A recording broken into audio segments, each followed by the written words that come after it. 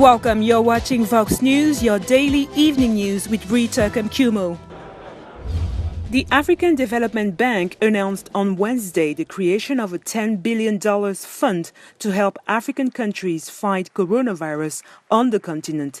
The AFDB president, Akinwumi Adesina, said that Africa is facing enormous budgetary challenges and added that to act effectively against the coronavirus pandemic, the bank is deploying all its emergency response capacities to help Africa at this critical time. Bank's press release, the fund has allocated $5.5 billion for sovereign transactions in the bank's member countries and $3.1 billion for sovereign and regional transactions via the African Development Fund countries. An additional $1.35 billion will go to private sector operations. A group of 15 Chinese doctors arrived in Nigeria's capital, Abuja, on Wednesday to help the country fight the new coronavirus pandemic. Senior Nigerian officials greeted the team that arrived on a plane loaded with medical equipment at Abuja Airport. They intend to stay for a month. You see, for us, it's a very simple thing. At the most difficult stage of China's fighting against COVID-19, we received support of all means from Nigeria. It's time for us to reciprocate the friendship and the kindness. The value of the equipment, medical supplies, is around $1.5 million, and including the other costs, like the chartered air flight, it's all around $2 million. According to the Nigerian government, the Chinese team will help advise authorities on the management of the pandemic based on their recent experience. This is a global problem. You know that this is affecting the whole world. It's such that all countries must help each other, and we must all be our brother's keepers. Well, the federal government is very grateful and appreciates the initiative and the sacrifice and all the. We understand that the entire exercise has cost CCCC nearly $2 million, including the flight. So it's a good, valuable payment and contribution to the effort we are all putting up to fight this disease. However, the visit is criticized by several local health associations, including the country's main medical union. The Nigerian Medical Association condemned on Sunday the arrival of Chinese doctors, arguing that Nigerian health workers are fighting the virus in appalling conditions. In Benin, people of Cotonou rushed to pharmacies on Wednesday to buy face masks after President Patrice Talon made them mandatory the day before, causing shortages from day one. As today is the first day, the police aren't stopping people. They just want people. So by tomorrow, I'll have my mask. A mask can't be worn 2 days in a row. You wear it today and it's sure that tomorrow you have to change. So you need to have money so that you can buy one today and one tomorrow. At 200 francs CFA per unit, in 1 week you could spend around $3 or €3. It's really difficult. So we have to go and get it from the street vendors. They said it's compulsory, but I came to buy some and I can't find any. I have to buy what they're selling on the side of the street at the traffic lights. But does that give us enough security?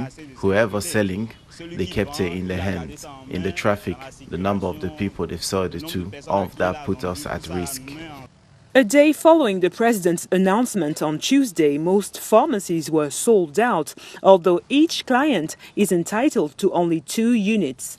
According to our information, every pharmacist must have 1,000 face masks. The first time we had 300 and all of it sold out in under 3 hours. Yesterday we had 700 and that sold out under 4 hours. There is a high demand, but we are still waiting. The Ministry of Security has called on security forces to multiply patrols to enforce the measure and to arrest any offender. Measures to fight against the spread of coronavirus continue in West Africa countries as Liberian President George Weah declared a national state of emergency on Wednesday with mandatory lockdown for several regions, including the capital Monrovia.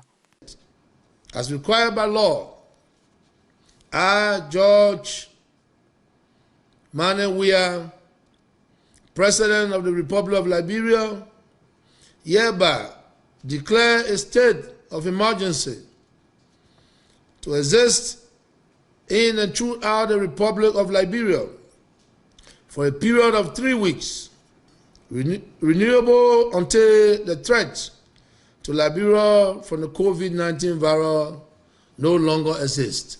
As a further measure under this state of emergency, all Liberians and residents within the borders of Moserado County, Mangibi County, Nima County, and Grand Cru are to stay at home for the next 14 days beginning at 11:59 p.m.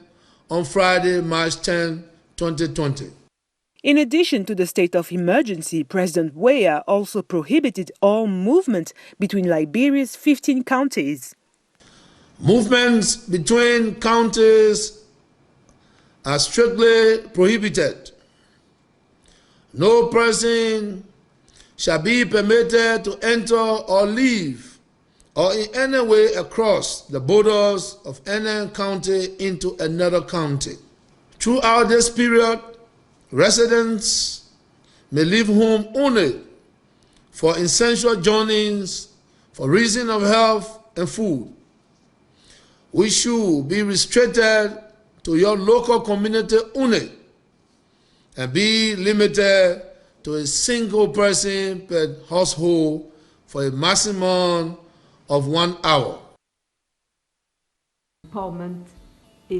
Ethiopia also declared a state of emergency on Wednesday for 5 months to fight the new coronavirus, which officially infected 55 people and killed 2 in the country.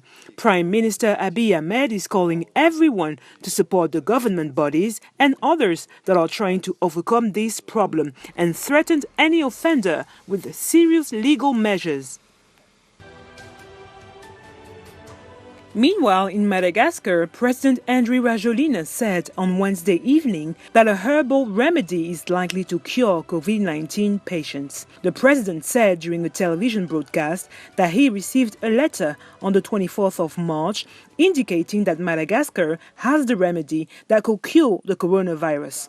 However, President Rajoelina did not specify the name of the medical plant or the author of the letter he quoted. The head of state said that testing will be conducted and that he is convinced that Madagascar will find this remedy.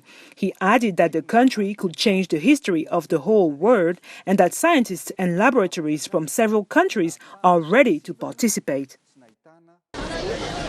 In Madagascar, hundreds of people rushed to bus stations going to the countryside, ignoring preventive measures to limit the spread of the coronavirus after the government briefly relaxed the country's travel restrictions. For me, it is important not to be scared. The most important thing for me is to get home. I'm trying not to think about the disease. As people are returning home, I'm going home too. I just want to go back home. Even if I were to die from it, I would rather die in my hometown than die here. It is my job. We driver haven't worked for 15 days and I haven't have any other income. I have to work because if I don't work, I don't have money to support my family.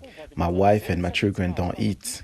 All the travelers get through the temperature check, of course. Another measure that has been taken is that all passengers in the car, wherever sharing a taxi or private car, must wear a mask. None of the passengers was tested before travel. Yet the high risk of infection did not stop people who seemed more determined than ever to return to their hometowns. In South Africa, a clinic concerned about people with weakened immune systems is campaigning so people can get tested for HIV and AIDS amid the coronavirus pandemic. doing is we are sending out bulk SMSs to advise people how important it is that they continue taking their treatment if they know that they're positive, and also to say the clinic is open. We are doing HIV testing on a daily basis. So, please come and be tested because if you are positive, you go onto antiretrovirals to boost your immune system to make you stronger for COVID. The AIDS epidemic is a major health concern in the country, and the proportion of the population living with the virus is among the highest in the world.